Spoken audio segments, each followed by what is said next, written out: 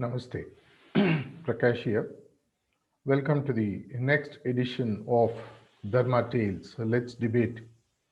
We again jump back into one episode which almost everybody who is aware of Mahabharata or who has read Mahabharata is almost aware of. But there is a small twist here which many might not have actually noticed or read through.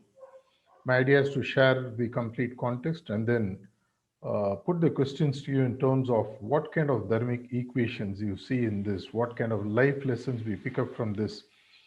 When the king himself gets to a level where he makes mistakes one after another, how does dharma actually is suffocated for space, and what all Lord Krishna has to do to ensure that in spite of the stupidities of the king, here I am talking about Dharma himself, Yudhishthir, what all Lord Krishna has to do to get back Dharma on track. The whole setting is something like this.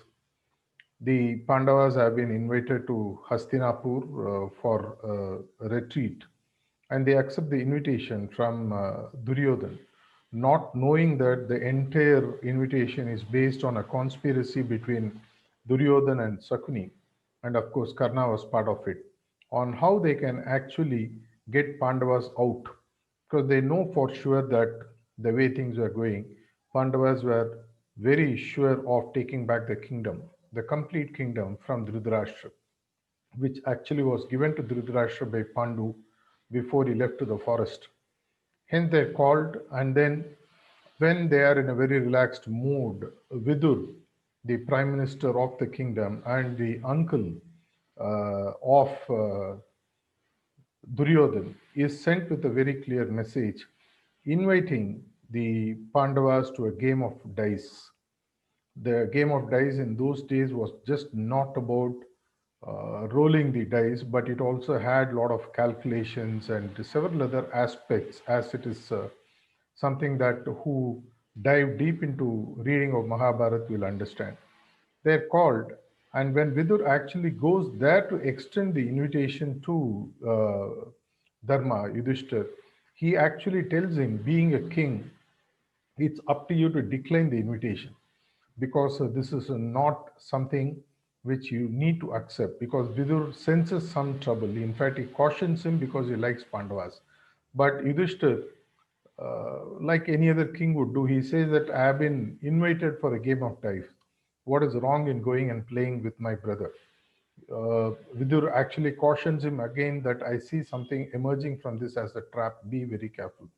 Yudhishthira says, no harm. After all, he is my brother. Let me go there and see. During this time, it so happens that Lord Krishna is not with the Pandavas, either destined or ordained that way. He is elsewhere fighting a war for Yadavas with some other enemy, and hence he is not with them. So Yudhishthira decides to go along with his four brothers. The five of them go to the court, and then uh, Duryodhana invites him, and then he says, are you ready to play a game of dice with me? He says, of course I will play. And then Duryodhan very smartly says, instead of me, my uncle Sakuni will play. Sakuni was considered the master of playing this specific form of dice, which involved a lot of calculations and rules and so many other variations. And apparently, Yudhishthir was a novice in this art, which subsequently he learns and masters when he is in forest, which is a separate story by itself. And then Duryodhan says, what is the point in playing a game of dice without having a bet on it? And Yudhishthir immediately pulls out some of the jewels that he wears and then keeps it, saying that this is the bet I'm going to have. And as things would unfold, the first round, Sakuni wins. And whatever jewels Yudhishthir had is taken by Duryodhan. After that, he is prodded and teased by the people in the court to play more and more and more. Like intoxication hits a person who's drunk and you lose all senses, Yudhishthir dives deeper and deeper. He keeps losing everything from his kingdom. He, one after another, every item in his kingdom he keeps, and finally loses the kingdom itself. Even then, he doesn't learn the lesson. And then Duryodhan says, what next? You have nothing to play for.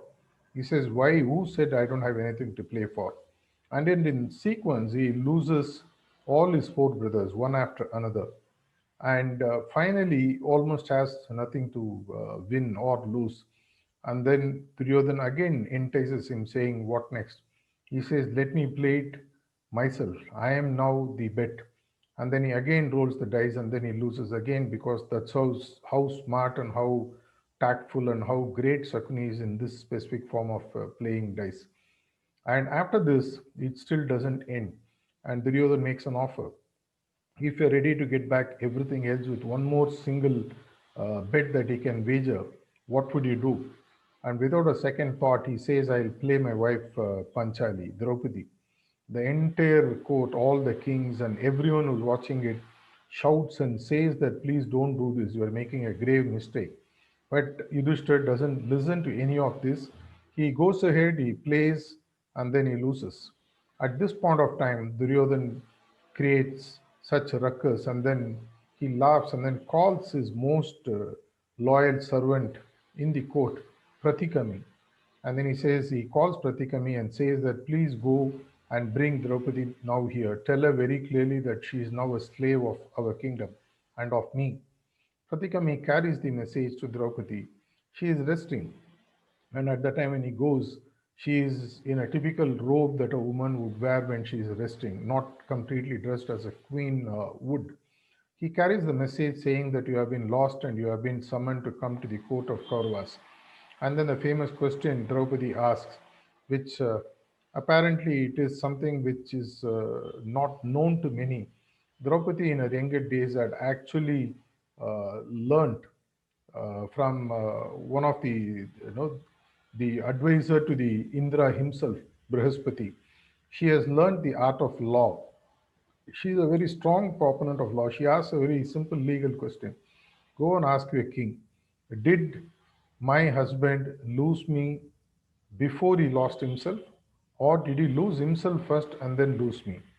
If he had lost me after he had lost himself, he has no right to claim me, because a person who is a slave has no right over something even if he had owned it earlier. Pratikami is confused. He goes to the court. He tells Duryodhan that this is what she had told. And everyone in the court sort of agrees, though some of the stalwarts, some of the elders keep their mouth shut. They don't even open up and talk. And it is people like Vikarna, whom we had seen in one of the earlier episode, who says that what he is saying is right, what Draupadi is saying is right. But Duryodhan doesn't listen. He calls his younger brother Dushadan. He orders him, "Go and bring her, go and drag her if need be. I want her here because she is now, right now, my slave." Dushadan has no such obligations like what Pratikami had. He walks in, he tells her this is what it is, she refuses to come. He literally drags her by a hair and brings her in front of the entire court of Kauravas.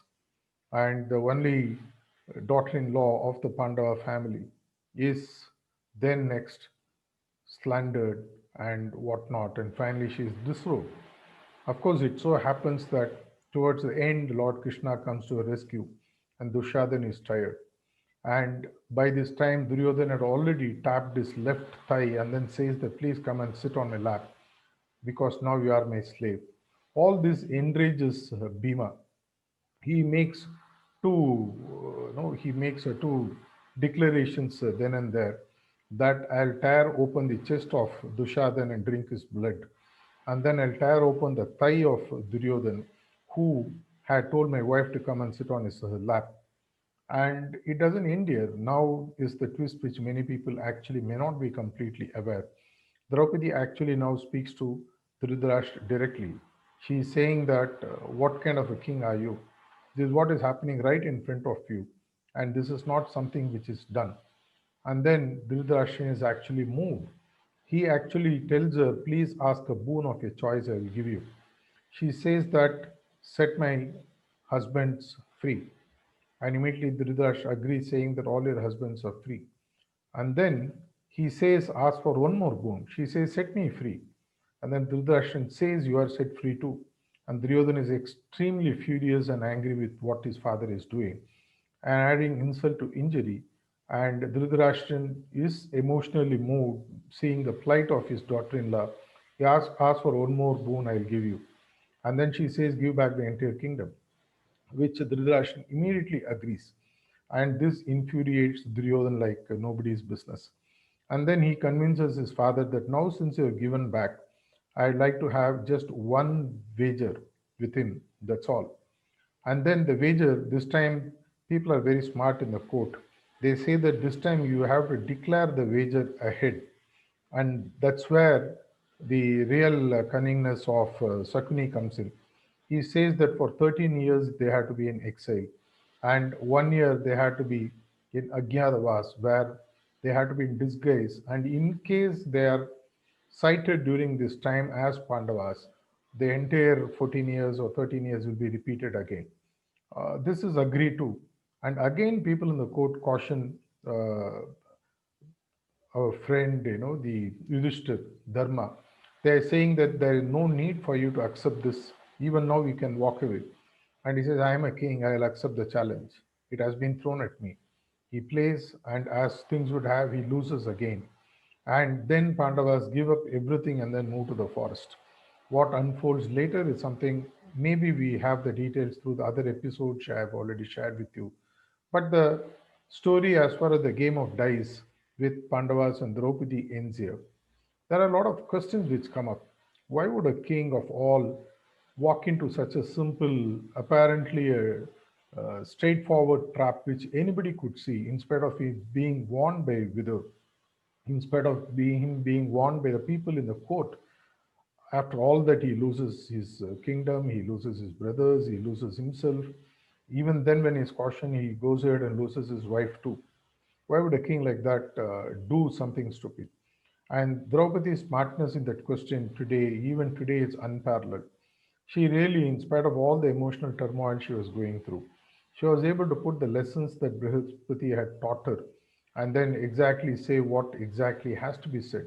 A slave doesn't have right over his earlier property. I am his earlier property. Once he became a slave, he has no rights over me. All these questions are there for us to think through. What are the lessons that we are learning? What does Dharma teach us in this? How did Dharma get established by the work that all of them did? Yudhishthir had access to asking Lord Krishna to play the game of dice for him, which he didn't.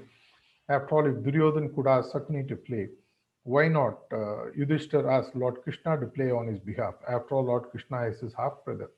Many of these questions come up. Please go to the comment section, share all your insights on what you think you gained as insights from this story. Dharma Tales, let's debate.